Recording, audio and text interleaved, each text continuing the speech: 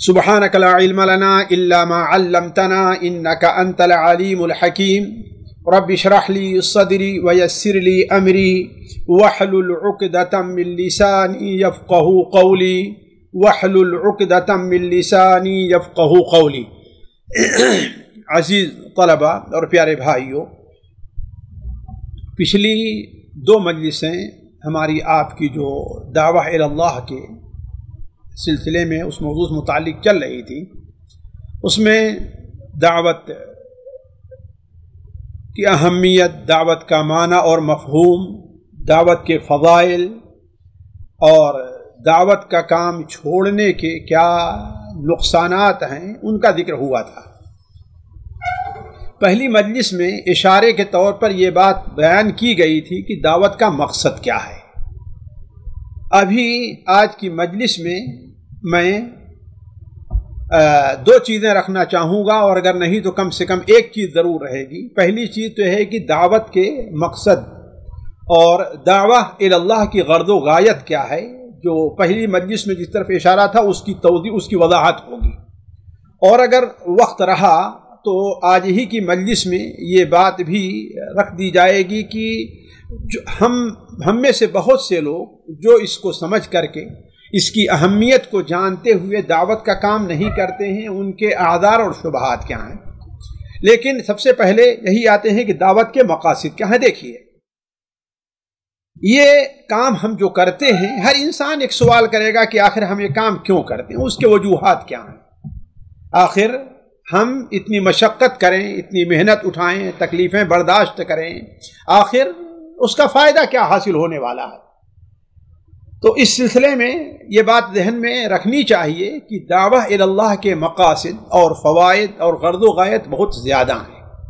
ہم نے آج کی مجلس میں ان میں سے تقریباً 10 کا انتخاب کیا ہے، اور ٹو دی پوائنٹ میں آپ لوگوں کے سامنے رکھنا چاہتا ہوں، اس کے اوپر غور کریں۔ دیکھیے، پہلی چیز اور جو سب سے اہم ہے وہ یہ ہے کہ رب کریم، خالق عظیم اللہ رب العزت کی معرفت ہے۔ ہم دعوت کا کام اس لیے کرتے ہیں کہ اللہ تعالیٰ کی مخلوق کو اللہ تبارک و تعالیٰ کی پہچان ہو، لوگ اپنے رب کو پہچانیں۔ رب کا معنی کیا ہے؟ یعنی وہی ان کا خالق ہے، وہی ان کا مالک ہے، اور ان کے تمام معاملات میں تصرف کرنے والا بھی وہی ہے۔ تو سب سے اہم مقصد یہ ہے کہ لوگ اللہ رب العزت کو، اپنے رب کو، جس نے انہیں پیدا کیا، جس نے انہیں ہر قسم کی روزیاں عطا فرمائی، ہر قسم کی نعمتوں سے نوازا، اس کو پہچانے کہ وہ ہے کیا، اس کے حقوق کیا ہیں، اس کی صفات کیا ہیں، ہم اس کے حقوق ادا کیسے کریں، وہ کرتا کیا ہے۔ اس لیے سب سے اہم چیز یہ ہے کہ اللہ رب العزت کے بارے میں ہمیں معرفت ہو، اور وہ 4 قسم کی معرفت ہے۔ پہلی معرفت یہ ہونی چاہیے کہ اللہ کی عظمت شان کیا ہے، اللہ کس قدر عظیم سلطنت کا مالک ہے، اس کی ذات کس قدر جلال و جمال اور کمال کی جامع ہے، اپنے بندوں پر اس کے کس قدر احسانات ہیں۔ یہ انسان جب تصور میں لے آئے گا، اللہ کی شان کو پہچانے گا اور اس کی مملکت کیا ہے اس کے اوپر غور کرے گا کہ حضرت موسیٰ علیہ السلام جب حضرت خضر کے ساتھ کشتی پر بیٹھے ہیں، تو سب سے پہلا سبق حضرت موسیٰ علیہ السلام کو، بلکہ حضرت موسیٰ علیہ السلام کے ذریعے ان کی امت اور سب لوگوں کو دیا گیا۔ وہ کیا ہے کہ حضرت موسیٰ علیہ السلام جب کشتی پر بیٹھے حضرت خضر کے ساتھ، تو ایک چڑیا، ایک پرندہ آیا اور اس نے سمندر کے اندر ایک وہ چونچ مار کر کے پانی لیا۔ تو حضرت خضر علیہ السلام نے کیا کہا تھا حضرت موسیٰ علیہ السلام سے کہ ہمارا علم، آپ کا علم اور ساری دنیا کا علم اللہ تبارک و تعالیٰ کے علم کے مقابلے میں صرف اتنی حیثیت رکھتا ہے جتنا پانی سمندر سے چڑیا لے لیا ہے۔ اس سے اندازہ لگائیں کہ اللہ تعالیٰ کی عظمت کا۔ ساتھیو، اسی لیے داعی الی اللہ کو جہاں پر حلال اور حرام بتانا ہے اچھی چیز ہے، وہیں اللہ تبارک و تعالیٰ کی عظمت کیا ہے؟ کیوں؟ اس لیے کہ حلال اور حرام کی اہمیت لوگوں کو کب معلوم ہوگی؟ جب اللہ تبارک و تعالیٰ کی عظمت ان کے سامنے آئے گی تو کہنے کا مطلب کہ اللہ تبارک و تعالیٰ کی معرفت میں سب سے اہم چیز کیا ہے کہ اللہ تبارک و تعالیٰ کی عظمت شان کو جانا جائے، اس کی حکومت کو، اور اس کا وہ کس قدر خوبصورت ہے اور کس قدر جلال والا ہے، کیسے ہر قسم کے عیوب سے وہ ذات پاک ہے۔ اس چیز کی معرفت دعوت کا بڑا اہم مقصد ہے۔ دوسری چیز اللہ تبارک و تعالیٰ کے اسماء و صفات، کہ اللہ تعالیٰ کے جو بے شمار نام ہیں جن کا شمار کسی کے پاس نہیں ہے، وہ نام اللہ تبارک و تعالی کے جو نام ہیں اور جو صفات ہیں اس کی معرفت لوگوں کو کرائی جائے۔ کیوں؟ اس لیے کسی کی اہمیت ہمارے دل میں اسی وقت بیٹھتی ہے جبکہ ہم اس کے خوبیوں کو اور اس میں کیا ہنر پایا جا رہا ہے اسے ہم جانیں۔ عربی کے اندر بڑی مشہور مثل ہے، من لم یعرف کے لم یسمن کے، جو تجھے پہچانتا نہیں ہے اس کے نزدیک تیری کوئی قیمت بھی نہیں رہے گی۔ تو اللہ تبارک و تعالیٰ کی اہمیت ہمیں کب بڑھے، ہمارے پاس کب آئے گی؟ جب ہم اللہ تعالیٰ کی شان کے ساتھ ساتھ اللہ تبارک و تعالیٰ کے اسماء اور صفات کے ذریعے ہم اس کو پہچانیں۔ اسی لیے دیکھیں قرآن مجید میں اللہ تبارک و تعالیٰ نے جگہ جگہ اپنی معرفت کرائی ہے، اپنے اسماء و صفات کی معرفت کرائی ہے، اس پر غور کرنے کی توجہ دی ہے۔ صرف دور نہ جائیں، آپ آیت الکرسی کو لے لیں، آیت الکرسی کو لے لیں کہ اللہ تبارک و تعالیٰ نے اسی لیے یہ سب سے عظیم آیت ہے۔ کیوں؟ اس لیے کہ اس آیت کے اندر اللہ تبارک و تعالیٰ کی عظمت اور اس کی معرفت بیان ہوئی۔ اللہ لا الہ الا ہو الحی القیوم، 10 جملے پر جو آیت مشتمل ہے اس کے اوپر آپ غور کریں تو کہنے کا مطلب یہ ہے کہ اللہ تعالیٰ کی عظمت، اللہ تعالیٰ کی پہچان میں سب سے اہم چیز اللہ تعالیٰ کی ذات، اس کی عظمت و شان، اور دوسری چیز اللہ تبارک و تعالیٰ کے اسماء و صفات۔ اور ساتھیوں، دعات پر کو توجہ دینی چاہیے ہمیں اور آپ کو۔ آج اس سلسلے میں گفتگو بہت کم ہوا کرتی ہے کہ اللہ تبارک و تعالیٰ کا مثال کے طور پر اللہ تعالیٰ کا ایک نام رقیب ہے، اللہ تعالیٰ کا ایک نام رحیم ہے، اللہ تعالیٰ کا ایک نام رؤوف ہے، جبار ہے۔ آخر ان ناموں پر ایمان لانے کا تقاضا کیا ہے؟ اور ان ناموں پر ہم جب ایمان لے آتے ہیں تو ہماری عملی زندگی میں اس کا کیا اثر ہونا چاہیے، یہ چیز آج ہمارے اندر سے مفقود ہے۔ تیسری چیز جو اللہ تعالیٰ کی معرفت میں داخل ہے اور اس کی طرف دعات کو توجہ دلانی چاہیے، وہ کیا ہے؟ اللہ تعالیٰ کی شان ربوبیت ہے۔ اللہ تعالیٰ کے کام کیا ہیں، اور اللہ تبارک و تعالیٰ اپنے ہر کام میں کس قدر اللہ تبارک و تعالیٰ کامل ہے۔ اللہ تعالیٰ کا ہر کام، جو بھی کام اللہ تعالیٰ کا ہے وہ کمال کو پہنچا ہوا ہے۔ کس چیز میں؟ کام کے لحاظ سے بھی، اور وہ کام جس چیز پر داد کرا اس کے لحاظ سے بھی، فیصلے کے لحاظ سے بھی۔ اسی لیے وَلِلَّهِ الْأَسْمَاءُ الْحُسْنَى کہا گیا ہے۔ اللہ تبارک و تعالیٰ اپنے کام میں کس قدر حکیم ہے، اللہ تبارک و تعالیٰ جو کام کرتا ہے کس قدر علم کی بنیاد پر کرتا ہے۔ اسی لیے دیکھیے قرآن مجید میں علیم اور حکیم یہ دونوں نام بہت زیادہ ایک ساتھ آئے ہیں۔ جس طریقے سے رؤوف الرحیم ہے، غفور الرحیم ہے، یہ دونوں ایک ساتھ آئے، ایسے علیم الحکیم۔ خاص طور پر آپ سورہ نساء جو احکام پر مشتمل ہے اس میں دیکھ لیجئے، شاید ہی کوئی صفحہ خالی ہو جہاں اللہ تعالیٰ کا نام علیم یا حکیم نہ آیا ہو۔ کہ اللہ تعالیٰ جو کام کرتا ہے اولاً علم کی بنیاد پر کرتا ہے، اور دوسرے اس کا کام حکمت سے پر ہوا کرتا ہے۔ اسی طریقے سے اللہ تعالیٰ کی شان الوہیت کیا ہے، بندوں پر اس کے حقوق کیا ہیں، اس کی معرفت کرائی جائے۔ اللہ تعالیٰ کی عبادت، بندوں کی پیدائش کا اصل مقصد عبادت کس طریقے سے ادا کریں۔ تو یہ ایسی چیز سب سے پہلی چیز ہے جو ہمارے آپ کے دعوت دینے کا مقصد ہے. وہ کیا کہ ہم اللہ تبارک و تعالیٰ کی، اللہ رب العزت کی، رب العالمین کی معرفت لوگوں کو دیں. دوسری چیز یہ دین جو ہمارے پاس موجود ہے، اللہ تبارک و تعالیٰ کا دیا ہوا جو علم ہمارے پاس موجود ہے، قرآن کی شکل میں ہے، حدیث رسول کی شکل میں ہے، یہ ہمارے پاس ایک امانت ہے. اس امانت کا ادا کرنا ہماری ذمہ داری. امانت ہوتی وہی ہے جسے ادا کیا جائے، اس لیے کہ امانت کا نہ ادا کرنا یہ گویا کی بہت بڑی خیانت ہے. تو یہ جو دین ہمارے پاس ہے، حرام کا، حلال کا، توحید کا، شرک سے بیزاری کا، یہ جو علم ہمارے پاس ہے، یہ ہمارے پاس ایک امانت ہے جس کی ادائیگی ہمارے آپ کے اوپر فرض ہے. میں اس بات اس لیے کر رہا ہوں کہ کوئی شخص یہ نہ سمجھے کہ ہم دعوت کا کام کر رہے ہیں، کسی پر احسان کر رہے ہیں. آپ احسان نہیں کر رہے ہیں. آپ کے پاس اگر کوئی شخص امانت لا کر کے رکھ دے اور آپ اس کو واپس کریں تو آپ اسے ہدیہ تحفہ نہیں دے رہے ہیں، آپ اسی کا مال ہے اسے واپس کر رہے ہیں.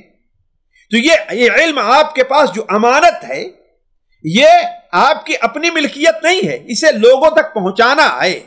اسی لیے اللہ تبارک و تعالیٰ قرآن مجید فرماتا ہے ان اللہ یأمرکم ان تؤدوا الامانات الی اہلها وَإِذَا حَكَمْتُمْ بَيْنَ النَّاسِ أَن تَحْكُمُوا بِالْعَدْلِ إِنَّ اللَّهَ نِعِمَّ مَا يَعِظُكُمْ بِهِ إِنَّ اللَّهَ كَانَ سَمِيعًا بَصِيرًا.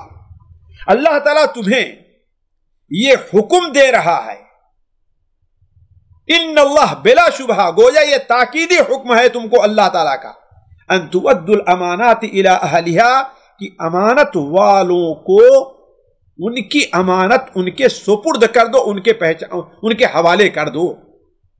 یہی وہ امانت ہے جو حضرت انسان نے اٹھایا ہے.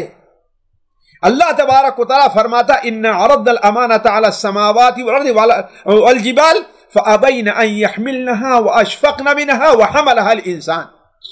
ہم نے امانت کو آسمانوں اور زمینوں اور پہاڑوں پر پیش کیا، لیکن سب نے اس کے اٹھانے سے، وہ بوجھ اٹھانے سے انکار کیا. واشفقن منها، اور ڈر گئے. اشفقنا منہا یہ لا کر کے اللہ تعالیٰ نے یہ بتایا ہے کہ انہوں نے جو انکار کیا تھا، پہاڑوں نے، آسمان نے، زمینوں نے، تو اس لیے انکار نہیں کیا تھا کہ اللہ کی مخالفت کر رہے تھے، نہیں، نعوذ باللہ من ذالک، بلکہ اللہ تعالیٰ نے اور انہیں اختیار دیا کہ یہ کام تم کرو گے، لیکن چونکہ یہ امانت بہت بھاری تھی اس کی ادائیگی، اس لیے وہ اشفقنا منہا، اس سے ڈر گئے. وحملها الانسان، اسے انسان نے اٹھا لیا. اسی لیے حضرت عبداللہ ابن عباس رضی اللہ تعالی عنہما کی تفسیر ہے کہ امانت سے مراد کیا ہے؟ فرائض ہیں. امانت سے مراد فرائض ہیں. تو کہنے کا مطلب کہ یہ دعوت ہمارے پاس جو پائی جا رہی ہے، علم ہمارے توحید کا جو ہمارے پاس علم ہے یا ہمارے پاس امانت ہے، اسے ہمیں ادا کرنا چاہیے. اسی سے ملتی جلتی ایک صورت یہ ہے کہ دعوت کا کام کرنا اللہ تبارک و تعالی کی عبودیت کو بجا لانا ہے. دیکھیے، ہم اللہ تبارک و تعالیٰ کے بندے ہیں، اور بندے ہونے کا معنی کیا ہے آپ سمجھتے ہیں؟ کہ بندہ اپنے بارے میں کسی بھی چیز کے اختیار کا حق نہیں رکھتا ہے. جس طریقے سے مالک کا ایک غلام ہو، مالک کا ایک غلام ہو، وہ اپنے جسم کے اوپر جو کپڑا ہے اس کا بھی مالک نہیں ہوتا. اس کا کام یہ ہے کہ اپنے مالک کی حکم جاری کرتا رہے. اسی لیے جب ہم اللہ تبارک و تعالیٰ کے بندے ہیں، اللہ تعالیٰ نے ہمیں اپنی عبادت کے لیے پیدا کیا ہے، اور جن عبادات کا اللہ تعالیٰ نے ہم سے مطالبہ کیا ہے، انہی عبادات میں سے ایک عبادت دعوت کا کام کرنا ہے. انہی عبادتوں میں سے ایک عبادت دعوت کا کام کرنا ہے، بلکہ عبادت کے کاموں میں سے ایک بڑی عبادت ہے. اسی لیے انبیاء علیہم السلام کو تکلیفیں دی جاتی، پریشان کیا جاتا، دھمکیاں دی جاتی، مارا جاتا، قتل کیا جاتا، لیکن وہ اپنے اس کام سے باز نہ رہے تھے. یہاں پر ایک لمبی حدیث ہے جس کا صرف ابتدائی ٹکڑا ہم نے یہاں پر نقل کیا ہے، اس کے اوپر غور کریں کہ حضرت حارث العشری رضی اللہ تعالیٰ عنہ، سنن ترمذی میں یہ روایت ہے، وہ بیان کرتے ہیں کہ اللہ کے رسول صلی اللہ علیہ وسلم نے ارشاد فرمایا، اللہ تبارک و تعالیٰ نے یحییٰ ابن زکریا علیہ السلام کو 5 باتوں کا حکم دیا کہ آپ خود بھی اس کے اوپر عمل کریں اور بنو اسرائیل کو حکم دے کہ اس کے اوپر عمل کریں۔ گویا سمجھ لیں یہاں پر کہ یہ حضرت یحییٰ خود عمل بھی کریں اور اس کی دعوت بھی لوگوں کو دیں۔ اسی لیے ہم نے کہا کہ یہ ہم بندے ہیں اور ہمارے اوپر یہ اللہ تعالیٰ کا حق ہے کہ ہم اس کی عبودیت بجا لائیں اس طریقے سے۔ تو حضرت یحییٰ ابن زکریا کو اللہ نے حکم دیا کہ ان 5 باتوں پر عمل کیجئے، اور 5 باتوں پر عمل کرنے کا بنو اسرائیل کو بھی حکم دیجیے۔ اب حضرت یحییٰ علیہ السلام سے اس بارے میں تھوڑی سی تاخیر ہوئی، پتہ نہیں واللہ اعلم کیا وجہ تھی تاخیر کی۔ تو اللہ تبارک و تعالیٰ نے حضرت عیسیٰ ابن مریم کی طرف وحی کی کہ یحییٰ سے کہو کہ جن باتوں پر عمل کرنے اور اسے بنو اسرائیل تک پہنچانے کا ہم نے حکم دیا ہے، ان باتوں پر عمل کرے اور بنو اسرائیل کو پہنچائے۔ اگر وہ نہیں پہنچاتا ہے تو تم ان باتوں کو بنو اسرائیل تک پہنچاؤ۔ جب حضرت عیسیٰ علیہ السلام نے حضرت یحییٰ سے یہ بات کہی تو حضرت یحییٰ نے کہا کہ نہیں، مجھے ڈر ہے کہ اگر آپ ہم سے پیش رہے اور ان باتوں کو آپ نے ہم سے پہلے پہنچا دیا تو مجھے ڈر ہے کہ اللہ تعالیٰ مجھے زمین میں دھنسا دے گا۔ یعنی ذرا سوچیں کہ یہ ذمہ داری ہمارے و آپ پر کس قدر بھاری ہے اور کس قدر اہم ہے۔ سیرت کے اس واقعے کی طرف بھی آپ نظر کریں جو نبی کریم صلی اللہ علیہ وسلم سے متعلق ہے۔ آپ جانتے ہیں کہ نبی کریم صلی اللہ علیہ وسلم کہ یہ ساتھ کفار کا جو معاملہ رہا ہے وہ مختلف مراحل سے گزرا ہے۔ ان میں ایک مرحلہ یہ بھی رہا ہے کہ کفار مکہ کے جو مشرکین تھے نبی کریم صلی اللہ علیہ وسلم پر زور دیتے، آپ پر جس کا کچھ اثر ہوتا اس کے ذریعے سے زور دلاتے کہ آپ اس کام سے باز آ جائیں۔ چنانچہ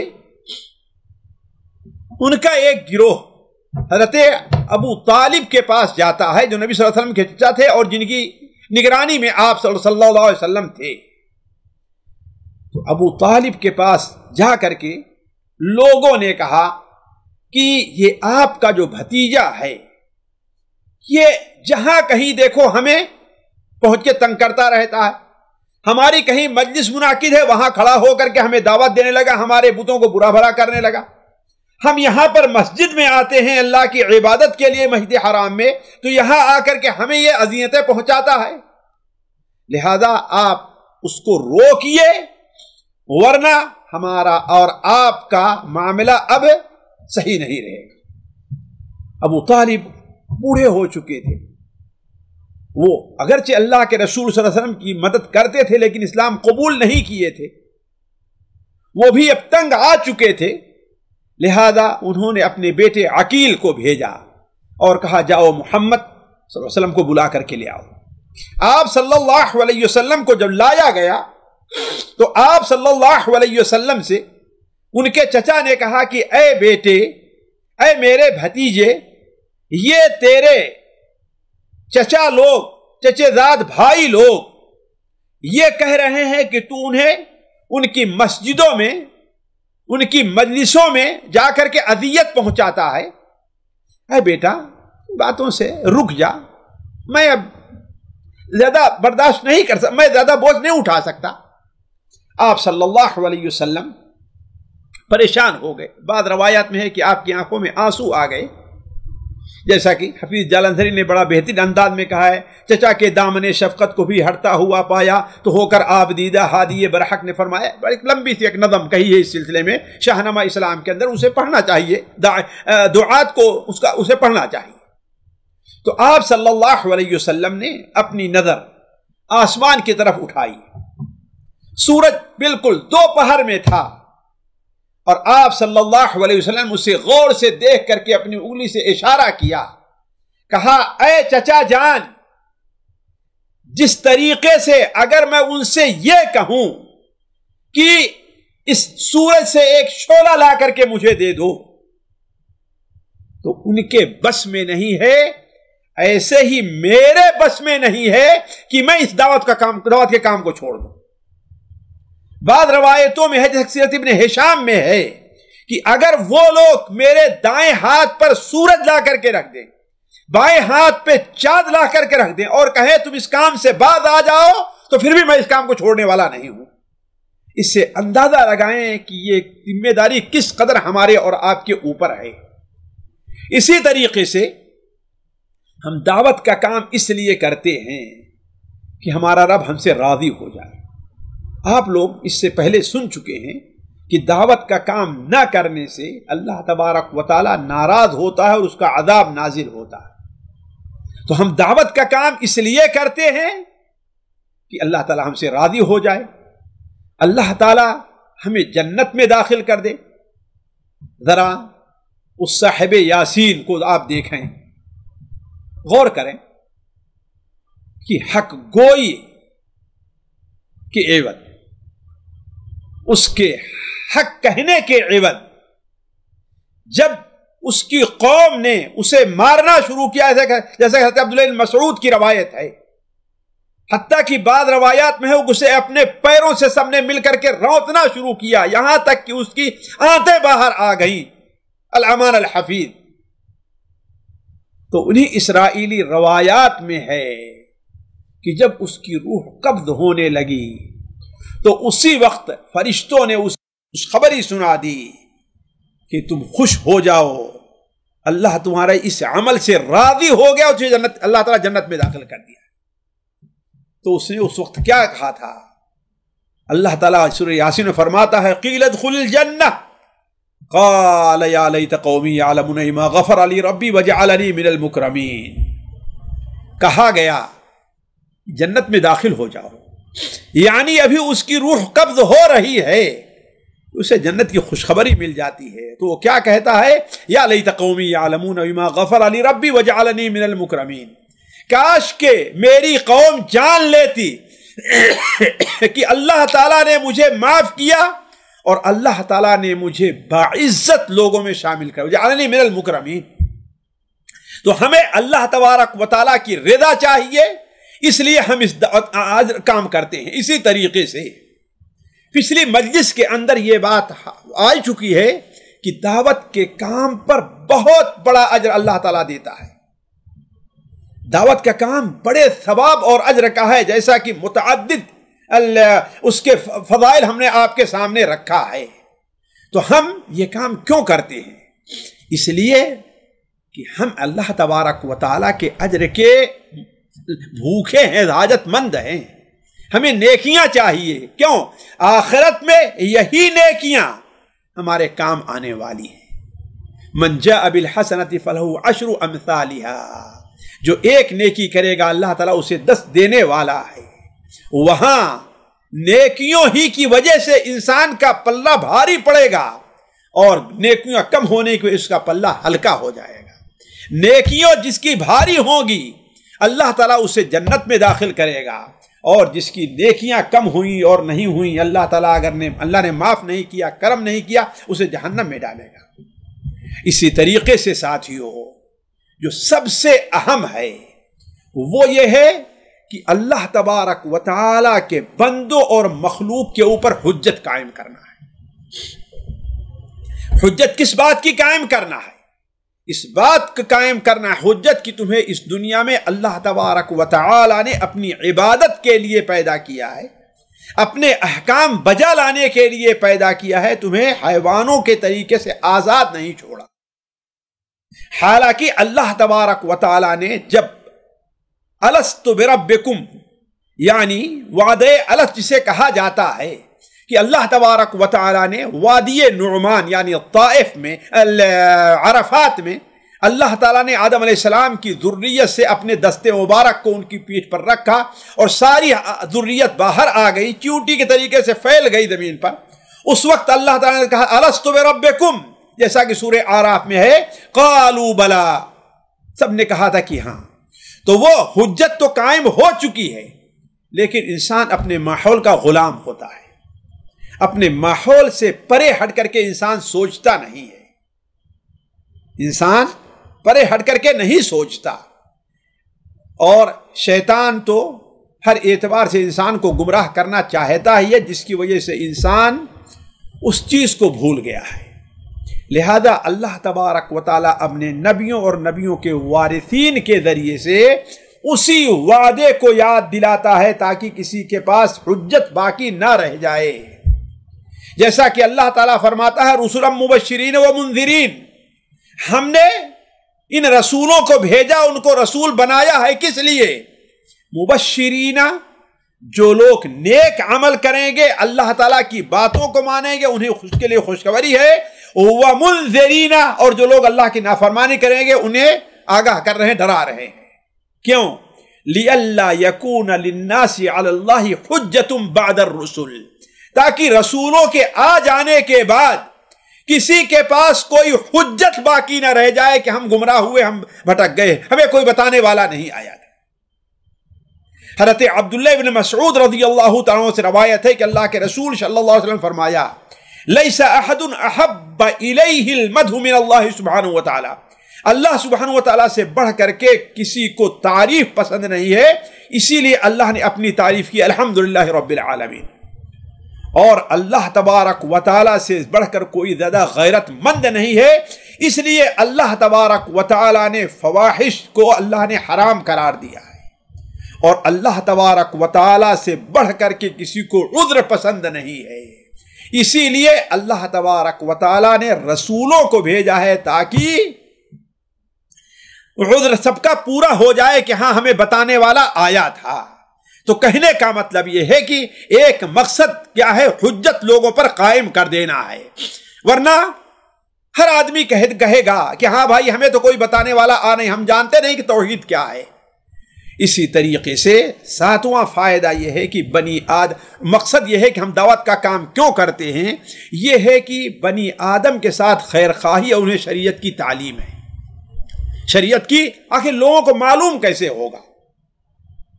انہیں کیسے معلوم ہو کہ اللہ کے ساتھ ان کا تعلق کیسے ہونا چاہیے، اللہ کی مخلوق کے ساتھ ان کا تعلق کیسے ہونا چاہیے، اللہ تبارک و تعالیٰ سے دعا کریں تو وہ کس طریقے سے کریں، اللہ تعالیٰ سے محبت کریں تو کیسے کریں، اللہ تعالیٰ سے خوف انہیں کرنا چاہیے، اللہ تعالیٰ کے لیے نماز پڑھنی چاہیے، وہ کیسے نماز پڑھیں۔ تو یہ سارا کام ہم لوگ کیوں کرتے ہیں؟ اس لیے کہ تاکہ اللہ کی مخلوق کی خیر خواہی ہو، اور اللہ تبارک و تعالیٰ نے جو شریعت نازل کی ہے ہمیں اس کا مکلف بنایا ہے، ہم اس کے پابند بن جائیں۔ اسی لیے دیکھیے نبی جو آیا کرتا ہے یا رسول جو آتا ہے وہ صرف یہ نہیں کہ تعلیم دے دیا، نہیں، بلکہ انہیں عمل کا پابند بھی بناتا ہے۔ نبی کریم صلی اللہ علیہ وسلم کی صفت کیا بیان ہوئی ہے جانتے ہیں آپ لوگ کہ هو الذی بعث فی الامین رسولا یتلو علیہم آیاتہ ویزکیہم۔ ویزکیہم کا معنی کیا ہے؟ ان کا تزکیہ کرتا ہے، یعنی انہیں نیک عمل کا عادی بناتا ہے اور برائیوں سے انہیں روکتا ہے۔ اسی طریقے سے اللہ کی مخلوق کے ساتھ اس کا کیا تعلق ہونا چاہیے، والدین کے ساتھ ہمارا تعلق کیا رہے، میاں بیوی کے تعلقات کیسے، باپ بیٹے کے تعلقات کیسے، بھائی بھائی کے تعلقات کیسے ہوں، دوست دوستوں میں ان کے حقوق کیا ہیں، آداب کیا ہیں، مہمان ہے اس کے حقوق اور آداب کیا ہیں، حتیٰ کہ ایک جو جانور اور حیوان ہے اس کے حقوق ہمارے اوپر کیا ہیں،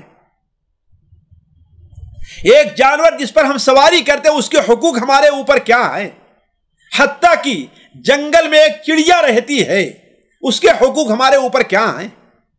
تو یہ سارے حقوق کی معرفت کیسے ہوگی؟ دعوت کے کام سے ہوگی۔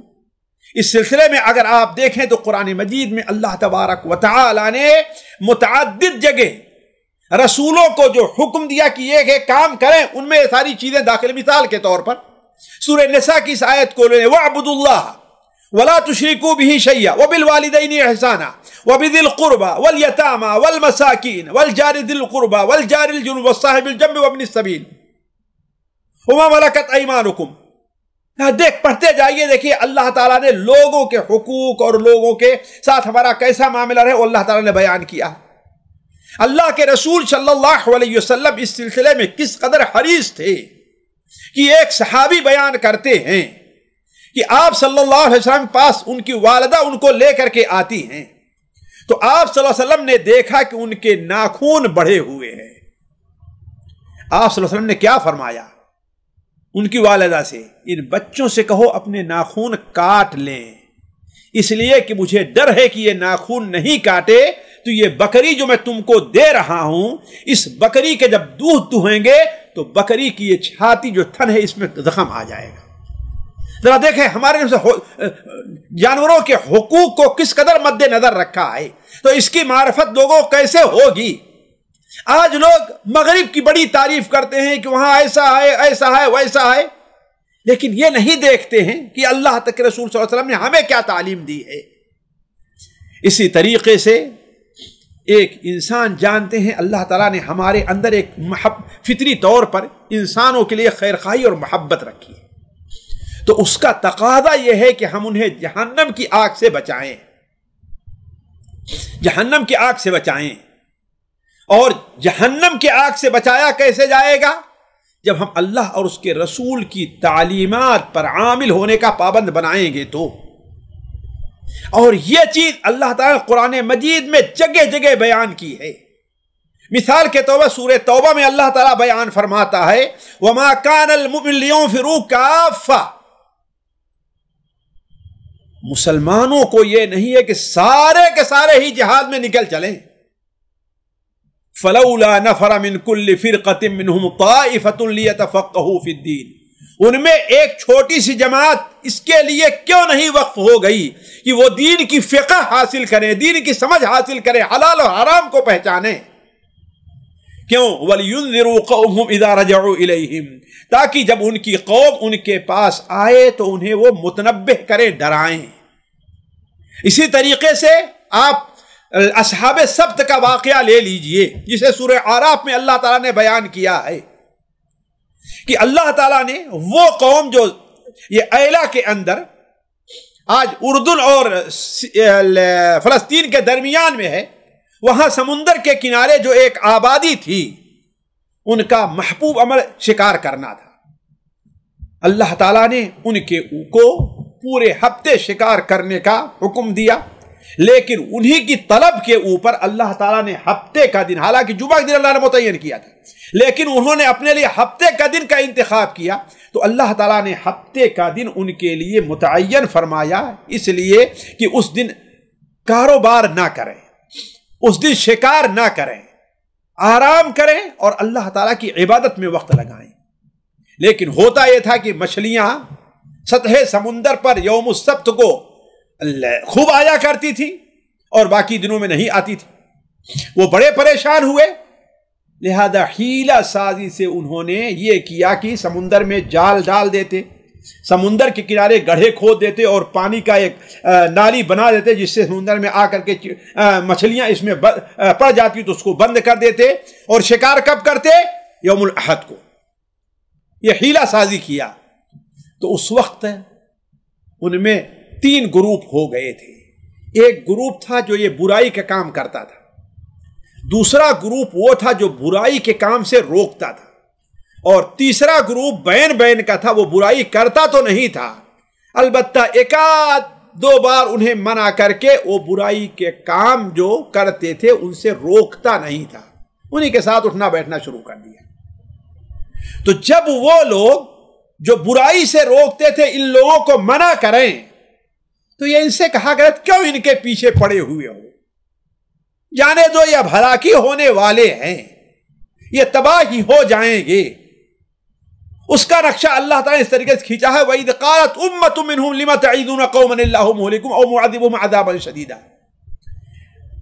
और जब उनमें से एक उम्मत ने कहा, ऐसे लोगों को आप क्यों नसीहत करते हो جن کو اللہ تعالیٰ بالکل ہلاک کرنے والا ہے، یا انہیں سخت سزا اور عذاب دینے والا ہے؟ تو ان کا جواب کیا تھا؟ ارے بھائی، تاکہ اللہ تعالیٰ کے روبرو عذر کرنے کے لیے ہم رہ جائیں کہ ہمارے پاس عذر رہے کہ ہاں ہم نے انہیں ڈرا دیا تھا، اور انہیں عذر باقی نہ رہے کہ ہمیں کوئی ڈرانے والا نہیں تھا۔ وَلَعَلَّهُمْ يَحْذَرُونَ، اور شاید کہ وہ بچ جائیں، وہ ڈر جائیں، جہنم میں جا کر کے نہ پڑ جائیں۔ تو دعوت کا ایک بڑا اہم مقصد ہے کہ لوگوں کو جہنم سے نجات دلانا ہے۔ اسی طریقے سے دعوت کا کام ہم اس لیے بھی کرتے ہیں کہ اس دنیا میں خیر عام ہو اور شر کی روک تھام ہو، لوگوں کے اندر اچھے اخلاق ہوں، لوگ صرف اللہ تعالیٰ کی توحید، اللہ کا گن گاتے رہیں، لوگ برائیوں سے بچتے رہیں، آپس میں ایک دوسرے سے محبت کرتے رہیں، ڈاکہ زنی چوری ان چیزوں سے لوگ محفوظ رہیں، تاکہ خیر عام ہو اور شر کی روک تھام ہو۔ اس لیے کہ آپ لوگ اچھی طریقے سے سمجھ لیں کہ اس دنیا کی اصلاح جو ہے وہ خیر سے ہے، اور دنیا میں فساد جو ہے وہ شر سے ہے۔ اللہ تعالیٰ کا جب بھی عذاب آتا ہے تو اس کا مطلب یہ ہے کہ کثر الخبث اور برائی بہت زیادہ ہو گئی ہے، اور اگر اصلاح نہ ہو، جب عذاب آتا ہے تو اس میں صرف نیک لوگ ہی نہیں، برے لوگ ہی نہیں، بلکہ نیکوں کے ساتھ ساتھ برے لوگ بھی پریشان ہوتے، ان کے اوپر بھی عذاب آتا ہے۔ تو کہنے کا مطلب یہ ہے کہ اللہ تبارک و تعالی نے ہمیں دعوت کا حکم اس لیے دیا ہے کہ اس دنیا میں خیر عام ہو اور شر کے لیے روک تھام ہو۔ اسی لیے علماء کہتے ہیں کہ دعوت کے مقاصد میں سے ایک بڑا اہم مقصد یہ بھی ہے کہ اگر ہم نے دعوت کا کام نہ کیا تو شر عام ہوگا، خیر کم ہوگا، اور شر کے پیروکار جو لوگ ہوں گے ان کے ہاتھ میں حکومت آ جائے گی۔ جیسا کہ ہم لوگ دیکھ رہے ہیں، لوگوں میں اختلاف پیدا ہوگا، لوگ گروہوں میں بٹ جائیں گے، آپس میں لڑائیاں کریں گے، جیسا کہ ہم اس کو دیکھ رہے ہیں۔ تو کہنے کا مطلب کہ دعوت کا مقصد یہ ہے کہ خیر عام ہو اور شر کی روک تھام ہو۔ اس سلسلے میں ہم نے جو ہے چند آیات اور حدیثیں جو نقل کی ہیں اسے آپ لوگ دیکھ لیں گے، اس لیے کہ وقت کم ہے۔ البتہ یہ حدیث جو یہ آیت جو آپ کے سامنے سورہ ہود کی رکھی ہوئی ہے، اس سلسلے میں امام سعدی رحمہ اللہ نے بڑی بہترین تفسیر کرتے ہوئے کہا، اس کے اوپر نظر ڈال لیں کہ اس امت کو ترغیب دی گئی ہے کہ ان کے اندر ایسے ہوش مند مصلحین ہونے چاہیے جو ان امور کی اصلاح کرے جن کو لوگوں نے فاسد کر دیا ہے، جو اللہ کے دین کو قائم کرنے والے ہوں، بھٹکے ہوں کو ہدایت طرف بلاتے رہیں، اور اگر اس راہ میں کوئی تکلیفیں پہنچے، تکلیف آئے تو اس پر صبر کرتے رہے، اور گمراہی کی تاریکیوں میں لوگوں کو بصیرت کی روشنی دکھاتے رہیں۔ اسی طریقے سے ساتھیوں، آخری چیز یعنی ہماری دعوت کا جو آخری مقصد ہے وہ یہ ہے کہ قیامت کے دن گمراہ لوگوں کے پاس کوئی عذر نہ رہ جائے، یعنی کوئی ایسا عذر نہ کر سکے کہ ہاں بھائی ہم کیوں ہلاک اور برباد ہوئے۔ اسی لیے آپ دیکھیں کہ قرآن مجید میں اللہ تبارک و تعالی نے کافروں، منافقوں اور جو لوگ جہنم میں جائیں گے متعدد جگہ ان کا یہ نقشہ کھینچا ہے۔ اس کے اوپر غور کریں کہ ان سے پوچھا جائے گا کیا تمہارے پاس کوئی ڈرانے والا نہیں آیا، دعوت دینے والا نہیں آیا، تمہیں متنبہ کرنے والا نہیں آیا؟ جیسا کہ سورہ زمر کے اندر، اسی طریقے سے سورہ الملک میں، دونوں بالکل واضح طور پر ہے کہ وَسِيقَ الَّذِينَ كَفَرُوا إِلَى جَهَنَّمَ زُمَرًا حَتَّى إِذَا جَاءُوهَا فُتِحَتْ أَبْوَابُهَا وَقَالَ لَهُمْ خَزَنَتُهَا أَلَمْ يَأْتِكُمْ رُسُلٌ مِّنكُمْ يَتْلُونَ عَلَيْكُمْ آيَاتِ رَبِّكُمْ وَيُنذِرُونَكُمْ لِقَاءَ يَوْمِكُمْ هَذَا قَالُوا بَلَىٰ۔ فرشتے کہیں گے کیا کوئی تمہارے سامنے اللہ کی آیت پڑھنے والا نہیں آیا؟ اللہ کے عذاب سے کوئی ڈرانے والا تمہیں نہیں آیا؟ اللہ کی باتیں بتانے والا نہیں آیا؟ آخر جہنم میں کیوں جا رہے ہو؟ تو وہ لوگ کیا کہیں گے؟ بلا ولیکن حقت کلمۃ العذاب علی الکافرین، ہمیں آیا تو، لیکن کافروں پر اللہ تبارک و تعالیٰ کے عذاب کا حکم مسلط ہو چکا ہے۔ اسی طریقے سے وہ سورت جو اللہ کے رسول صلی اللہ علیہ وسلم روز آنا سونے سے پہلے پڑھا کرتے تھے، یعنی سورہ ملک، اس میں بھی اللہ تعالیٰ نے کافروں کا کیسا نقشہ کھینچا ہے؟ تکاد تمیز من الغیظ کلما القی فیہا فوج سألہم خزنتہا الم یأتکم نذیر۔ جب بھی کوئی فوج جہنم میں ڈالی جائے گی تو جہنم کے جو داروغہ ہیں، جہنم کے جو الخازن ہیں، وہ پوچھیں گے الم یأتکم نذیر، کیا تمہارے پاس کوئی ڈرانے والا نہیں آیا؟ تو کہنے کا مطلب یہ ہے کہ قیامت کے دن گمراہ جو لوگ ہیں ان کے لیے کوئی عذر باقی نہ رہ جائے۔ یہ بھی دعوت کے مقاصد میں سے ایک بڑا اہم مقصد ہے۔ آج کی مجلس ہم یہیں پر روکتے ہیں، اگلی مجلس کے اندر ہم اور چند باتیں رکھیں گے۔ اللہ تبارک و تعالیٰ سے دعا ہے کہ اللہ تعالیٰ ہمیں اور آپ کو داعی الی اللہ بنائے، اللہ تعالیٰ ہمیں اور آپ کو دعوت کا کام کرنے والا اور دعوت سے محبت کرنے والا بنائے۔ سبحانک اللہم و بحمدک، اشہد ان لا الہ الا انت، استغفرک و اتوب الیک۔ سامعین کرام، ہمارے علمی اور عوامی دروس اور سوال و جواب کی مجلسوں سے آپ خود بھی مستفید ہوں اور اپنے دوست و احباب کے ساتھ بھی شیئر کریں۔ عین ممکن ہے کہ آپ کے شیئر سے کسی کی اصلاح اور آپ کے لیے صدقہ جاریہ بن جائے۔ واٹس ایپ پر اسلامک میسج حاصل کرنے کے لیے نمبر نوٹ فرمائیں: یعقوب عزیز 00966 5089 59707۔ واٹس ایپ سوال جو آپ گروپ میں ایڈ ہونے کے لیے نمبر نوٹ فرمائیں: عبدالسلام عمری 00966 502627 622۔ نمبر بھیجتے ہوئے نام اور پتہ ضرور لکھیں۔